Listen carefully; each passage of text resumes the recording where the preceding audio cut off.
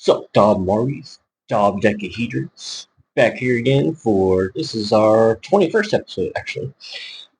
So we're going to go through our leagues this week, and the challenge, I'm 2-0 currently, but I'm losing 140.65 to 124.60. I did have one person that I messed up, and it was my kicker. John Parker Romo, kicker for Orlando, who got me a lot of points last week, got me negative 1 point this week. And the kicker that I had, Ryan Fitzgerald, they ended up playing each other, Carolina and Atlanta. And the Carolina kicker scored 15 more points. Only had one person that went off this week, which was O'Marion Hampton with 21.90 points. Good to see him finally do something and go off. And then, but I had to face Josh Allen, who had 25.15 points, Nico Collins, who had 18.40 points, and Garrett Wilson, who had 19.40 points. I only got Jerry Goff left tonight, down 16, and I'm facing Jameson Williams and his kicker, who's the Detroit kicker, who I don't even know who the kicker is. It doesn't really matter. I don't like playing kickers, but here we are. I'm probably going to drop 0-3 in that league. I only had two people that really did kind of well, and that was Justin Herbert and Puka Nacua. They each got 17 points. And Buka got 11.5, but other than that, pretty low scoring on my side. I did have a kicker on the bench, but still wouldn't have mattered. He outscored my starting kicker. Where is he at? By 8 points, but like I said, it probably wouldn't have mattered. I still would have lost. I'm down by 27 points in that league. But yeah. Is that the one you're trying to lose? No. It's just not a great start for me. It's not a good start. That happens. All right, so going to champions, I'm 1-1 in that league. I'm losing 99.25 to 73.85. I messed up twice this time. Once with my kicker again. I had Cairo Santos, who had 7 points, and I should have put in Chase McLaughlin, the Buccaneers kicker, who had 20 points. 13-point difference right there. And then Cooper Kupp, who had 4.10 points against Egbuka, who had 11.50. Didn't want to play Egbuka, hearing that he was having calf issues. They're going to monitor his snaps, and it wasn't that big of a game, but I would have played him over Cooper Kupp. The only one that went off for me was Baker Mayfield. He had 20.05 points. And the dude that I was playing also had Josh Allen. And he had two linebackers that equaled 24.50 points. So once again, getting beat by these IDPs. Sad. I have Zay Flowers tonight, plus two linebackers and a defensive back. And I'm facing Derrick Henry and DeAndre Hopkins. So down about 26 points. I don't think Zay Flowers is going to pull it out for me. The two linebackers and defense back, maybe give me 5 points each. So add 15 to that, still down 11. I don't think Zay Flowers can outscore Derrick Henry and DeAndre Hopkins by 11. So I think I'm going to lose that one as well. Surprisingly, I didn't even check the score late last night, but I'm surprisingly winning by 1 point in the league I'm trying to lose, which is pretty surprising because Omarion Hampton and my kicker are my two highest scoring people. I had to start Michael Penix. He only had 5.5 points. I could have started Bryce Young over him. He had 12.85. Other than that, sadly I probably started everybody that I needed to. My team's just not that great in this league. Yeah, that's about it because the only other person I probably could have started that would have got me more points was probably going to butcher his name, so I'm not even going to say it, but he's the rookie tight end for the Chargers this year. He got 7.10 points, and the tight end I started, I believe, was the Bears tight end, Cade Otton. I can find it. Oops, on the bench. Cool. Yeah, Cole Kmet, not Cade Otton. Sorry. Oh, actually, I started Harold Fannin. He got 4, so I probably would have stuck with him anyways. I'd say Kmet got a touchdown. Yeah.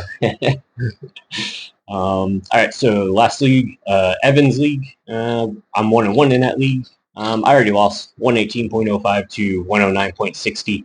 I don't have anybody left. I made a massive mess up with starting Caleb Williams. I went safe and started Patrick Mahomes. I was going to wait till Caleb has one big game, and there it is, the 45.60 points this week. The one that went off with me was JSN. He had 24.10 points. And then the dude I'm playing, IDP, TJ Watt, 34.25 points. It's always nice to lose to people with good IDPs.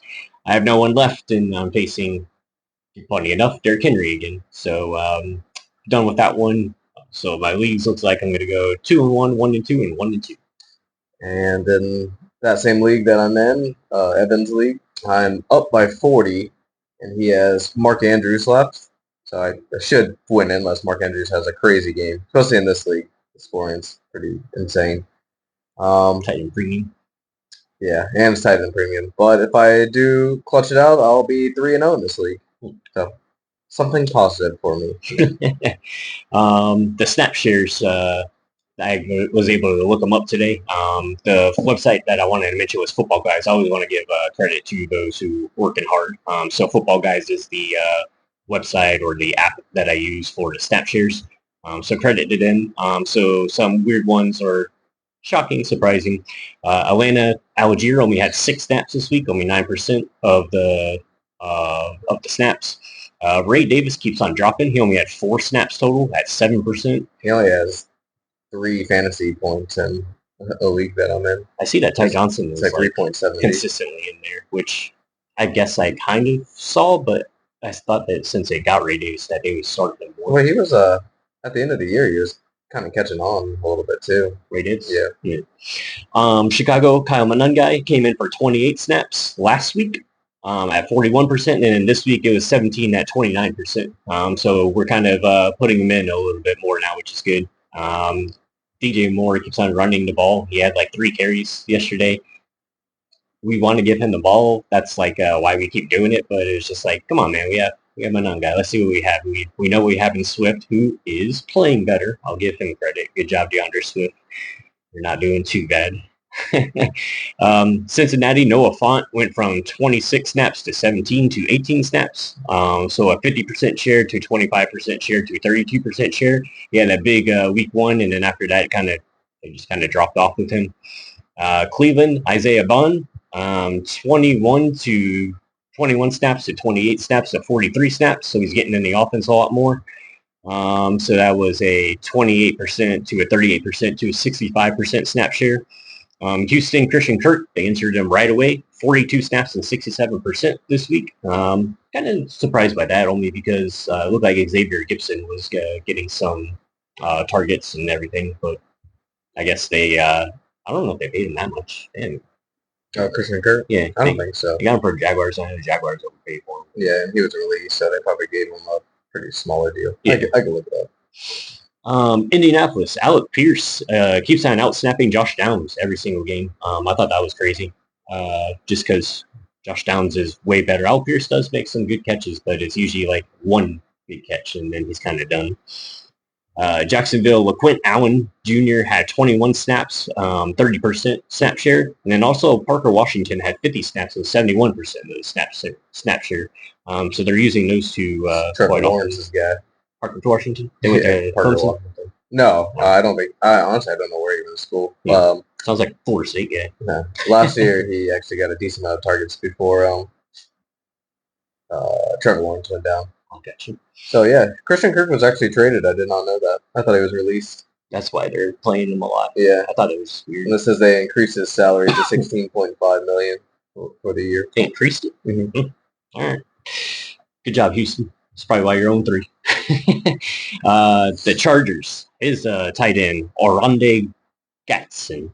That's what I'm going to go with. Hopefully I pronounced that right. He had 22 snaps for 26% snap share, which is pretty good because they have Tyler Conklin, or no, they have Will Dissly, and they have another. It was Tyler Conklin. Yeah, they have Tyler Conklin and Will Dissly. So that was their 2 tight ends, and he still got some snap share, so good for him. Stephon Diggs for New England, 53% snap share, which is a season high. And Mac Hollins is on the field more than him, keeps on out-snapping him. So they like Mac Hollins down there in New England, even though he doesn't really get the ball. I assume it's a blocking thing because he is a good blocker. I know that about Mac Hollins. New York Jets, a receiver named Arian Smith went from 6 snaps to 22 snaps to 54 snaps. So that's 4% to 47% to 78% snap share. I guess keep an eye out for him, Arian Smith. San Francisco, Brian Robinson Jr. hasn't been used as much as I thought. I thought they would use him more just because Christian McCaffrey's injury prone, so they would give him a lot more snaps. But he's went from 18 snaps to 16 to 6 this past week, 21% to 23% to 9%. So Brian Robinson Jr. is not really a good hold right now for any league. Tennessee went to Florida. Chimere DK. I like to say Dyke, but it's DK. He went from 10 snaps to 28 snaps to 29 snaps over the past 3 weeks. So that's an 18% snap share to 42% to 41%. So they're using them more often and seeing what they can get out of that speedster. And then Gunnar Helm this week had a 39% snap share. So Gunnar Helm, the other rookies, starting to get some snaps there. Washington, they just keep on doing a running back share. Not sure if it was because of the blowout yesterday because they were winning by a lot, but Bill had 40% snap share. McNichols had 28% snap share, and Chris Rodriguez had 38% snap share. So that's a big snap share or a big running back coalition right there. Top 5 quarterbacks this week. We got Caleb Williams at 32.10. We got Jalen Hurts at 31.30 points, Geno Smith at 28.95 points, Josh Allen at 25.15 points, and Marcus Mariota at 22.35 points. And then for running backs this week, we got Jonathan Taylor, 3 touchdowns. He had 31.30 points. Jordan Mason with 23.60 points. Omarion Hampton with 21.90 points, Cam Scatteraboo with 21.10 points, and James Cook with 19.30 points. For receivers, big one on this one, Trey Tucker, 36.90 points and 3 touchdowns. Don't know where this guy came from. He's on the Raiders. What's his name? The guy that they just drafted, Johnston. Something like that. Deontay Thornton Jr. Yeah. So Deontay Thornton Jr. was getting comparisons to like Calvin Johnson and whatnot for his size, speed, athleticism, all that, and Trey Tucker took over. Maybe he'll be the second, or actually the third target going forward since it's Jacoby Myers and Brock Bowers. Cortland Sutton had a 20.80 point game.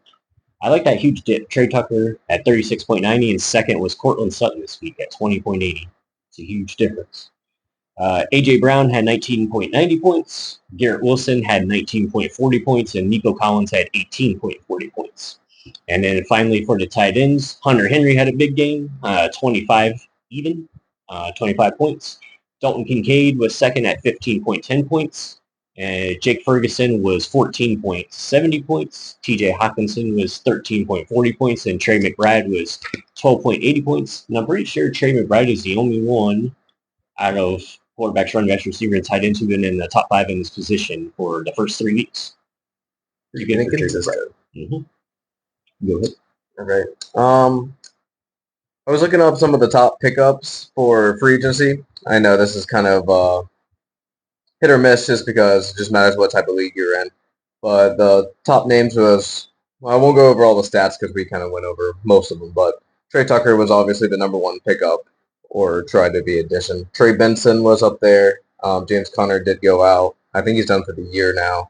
So Trey Benson might be getting some more looks. Probably obviously the lead back in the backfield now. Plus, I don't even know what Arizona's really doing on offense besides Trey McBride, so Trey Benson might get a heavy workload. Tyquan Thornton, he's been pretty consistent in the last 3 games. What's today, Monday? So Sunday night they played, right? Yeah. He had 9 targets, 5 catches, and a touchdown. Almost two. Each week he's increased his fantasy points. It went from 6.10 to 13.90 to 18.10. So the consistency seems to be staying until at least Rashid Rice and who's the other guy? Xavier Worthy comes back. Yeah. Like I said, all the other Kansas City wide receivers are out besides him and Hollywood and Juju. The other, I didn't write down their stats, but the other people I did listed was Ollie Gordon, Sterling Shepard, and I know this guy's probably not going to be in there, but he was on the list as well. Luther Burden, he had a big game. Then, yeah. too much wind. All right, and then I'll just go to my impress and disappointed. So the first person I put for impress was Quinshon Judkins. Actually, his first start, he had 18 carries, 94 yards, and a touchdown. He averaged 5.2 yards per carry, and that was against at least for the first couple weeks, a pretty good Green Bay defense. Dylan Sampson, which is the backup, and he was the lead back while he was suspended or not signed. I'm not sure what you want to call it. But he only had one carry on the game, so it looks pretty good going forward for his first game. Number 2 for the impress, I did Jonathan Taylor. I know he's a bigger name, but week 3 he had 17 attempts, 102 yards, and 3 touchdowns. Taylor's starting to kind of break out to be the number 1 running back for the year so far. He's been very consistent all three weeks. He has 9 targets in the 3 games, so maybe he can get a little bit more involved in the pass game. Especially, I guess it's going well anyways because the Colts score every time they get the ball, weirdly. But I feel like if he can stay healthy, he could be contention for RB1 for the year. And my third impress, which sadly, since I'm a Rams fan, was A.J. Brown. I wouldn't say A.J. Brown was getting open at all, but 2 plays he had 2 big breakaways, which kind of gave him his yards. And won't go too much into it, but he definitely had a push-off for his touchdown. But still, he's been a ghost this year, so any type of stat upkeep seemed pretty well, so I'll give it to him for this week. My disappointed was number 1, Michael Penix. Besides week 1, I didn't write down how many points he had, but I believe it was like 27 fantasy points week 1. He's been pretty lackluster. He was 18 for 36, 172 yards, and 2 interceptions. And the Falcons was shut out against Carolina, which that's crazy. They're not that good. Yeah. He hasn't looked good, like I said, since week 1. 2 straight games with no passing touchdowns and 2 straight games with 10 fewer fantasy points, which is pretty terrible, especially if you're a Drake London owner. And if you're, especially for a quarterback, like under 10 points. Yeah. I want to say last week was 6.78, and then the week before he had 8.9 something. Terrible. Second disappointed was more kind of for me. I know maybe the community wasn't as, I wouldn't say high, it wasn't like super high on him, but I thought Tyrone Tracy would have a better start of the year at least. I know he was injured, so that kind of knocked him a little bit this week, but all 3 games he had under 8 points, which is pretty terrible since last year he had multiple double-digit games. He was probably the second leading target receiver to Malik Neighbors last year, and just not a great start for him. The Giants had a good week too, I guess, even though it was a loss, but they did. Still, Tyrone Tracy, you disappointed me, and now you're injured. And then the third thing I did was Arizona and Cincinnati's offense. They both got blown. Well, Cincinnati got blown out to a Minnesota Vikings team that I felt like they even had that much offense. It was 2 defensive touchdowns by the same guy, and the running back did very well, Jordan Mason. Surprisingly, Carson was 217 passing. Yeah. Cincinnati, like I said, they got blown out 48-10. Arizona lost to a depleted San Francisco team, 16-15, and now we just found out Nick Bosa's out for the year. Torn ACL. So both those teams, even though I know Cincinnati has their backup quarterback in, they looked way better last week in those 3 quarters than they did at all this game. And you still have 2 top wide receivers in the league. You still have Chase Brown. You still have weapons on the offense, and nothing could have got going. Yeah. And like we said with Arizona, we're both not that high on Kyler, but you got a good tight end. Marvin Harrison disappeared again. I don't think that's fully his fault, even though he did drop a pretty... I was going to say, I'm about to talk about him. he dropped a pretty crucial catch, but... It was actually 3. Yeah, I feel like he's... to me, his body language looks like he just wants out of there. Already? Yeah. You're 2. Yeah, but... Yeah, Arizona can't get nothing going, even though I know he's not a huge fan, but Shanahan's just coaching his tail off, just trying to stay alive. But yeah, so those 2 were my pretty big disappointments. I thought Arizona would have been a little bit more efficient on offense this year, and honestly, I feel like they digressed from last year. Mentioning the Kansas City game last night, I was watching most of it, and Tyquan Thornton, that was funny. He had the one touchdown, of course, and then he had a long pass at the that he kind of dove in the end zone, and then they called it back. I forgot what it was, holding or something, and then they went the same play, the same place, and he still caught it, and he was 1 yard short. That was very funny. And then Scadaboo is fun to watch, man. He's shorter than I thought.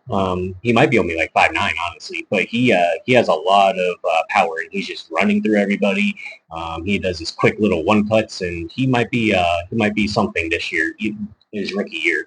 I felt like they should have put in Jackson Dart just to see if they could beat Kansas City. I mean, I know that would be tough to put in a rookie quarterback in game 3 with about I think it was 6 minutes left in the third quarter, and they were only down 10. But I felt like, man, let's just see what Jackson Dart can do on this drive, because Russell Wilson ain't getting nothing done. But that was a fun game to watch. Too bad Giants didn't pull it off. But I don't know, just something to mention. Of course, I'm going to talk about my Bears this week on Thursday, like I always do. Be excited for that, of course, you can tell. So my players that killed it this week, Jalen Hurts, unfortunately for the Rams. It mostly came in the second half, maybe even fourth quarter. He was 21 of 32, 226 yards, 3 touchdowns, no picks, 9 rush, 40 yards, and a touchdown.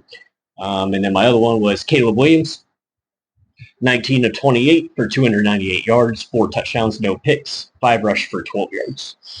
Like he mentioned, Quinshon Judkins, and then Jordan Mason. Jordan Mason was 16 for 116 and 2 touchdowns.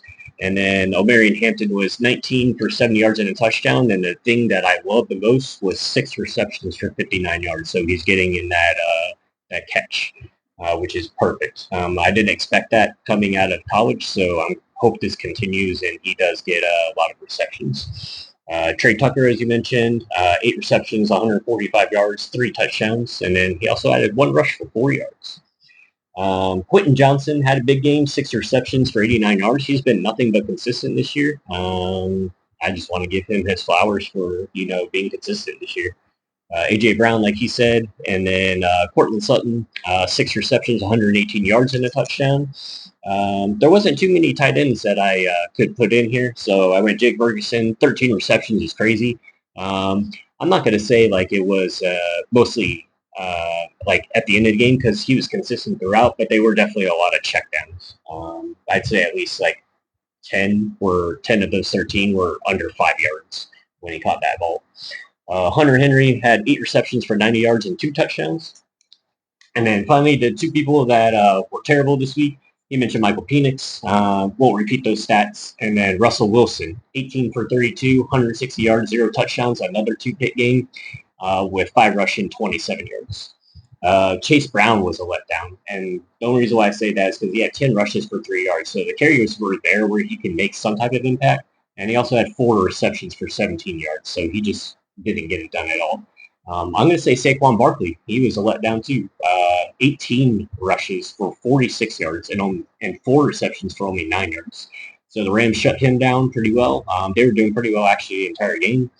Ramondre Stevenson, he had a massive game last week, and this week 4 rush for 18 yards and 3 receptions for 39 yards. 2 fumbles. 2 fumbles for Ramondre? 2 fumbles, and then the other running back fumbled too. Travion Henderson? No, Travion Henderson. Antonio Gibson? Yeah. Gibson.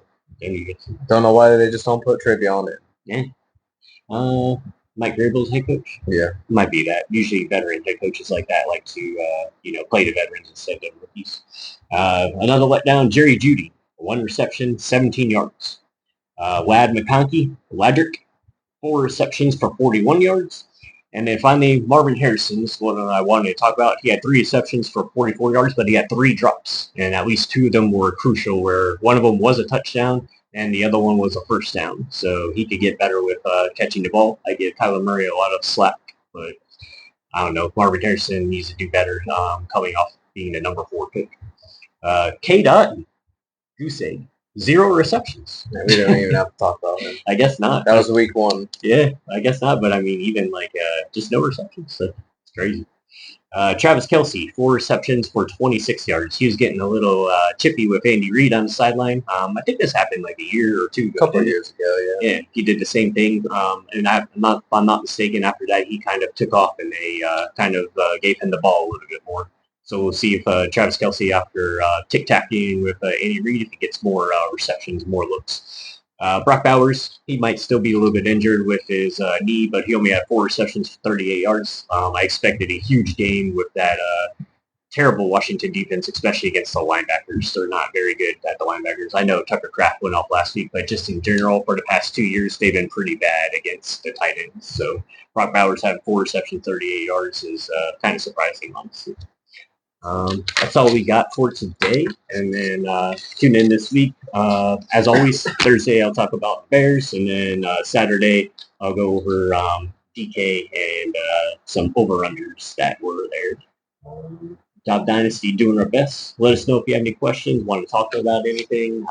We can go off script, talk about some of the games. That's why I kind of brought up the Giants and Kansas City games, because as a football fan, I loved watching that game, because Kansas City honestly was supposed to wreck them, even with their injuries. And Giants stood in there and they got close, and Scatterview gave them a little bit of burst, but just couldn't pull it off.